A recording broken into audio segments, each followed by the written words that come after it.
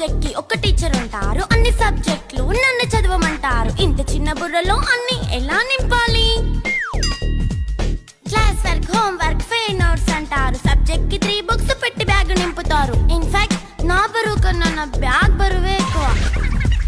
క్వశ్చన్లు, ఆన్సర్లు, సర్ప్రైజ్ టెస్టులు అన్ని దాటుకొని మళ్ళీ స్కూల్ వ్యాన్ ఎక్కేసి అమ్మయ్య ఇక ఇంటికి వచ్చేసామనుకుంటే మార్క్స్ తక్కువ వస్తే చెయ్యాలి అసైన్మెంట్. రిపోర్ట్ కార్డ్ చూపిస్తే ఇంట్లో ఉన్న పనిష్మెంట్. హోమ్ వర్క్ చేయమంటూ మమ్మీ చంపుతుంటుంది. ట్యూషన్ టైం అయిందని డాడీ తరుముతుంటాడు. డాన్స్ క్లాస్ కి వెళ్ళమని తాతయ్య తిడతాడు. స్నాక్స్ తిని వెళ్ళమని నాన్నమ్మ ఆపుతుంది. ఇక అన్నీ అయిపోయాక కాసేపు టీవీ చూద్దామంటే మమ్మీ ఎంట్రీ ఇచ్చింది. బెడ్ యొక్క మంది చిన్న నాప్ తీసేలోపు తెల్లారిపోయింది.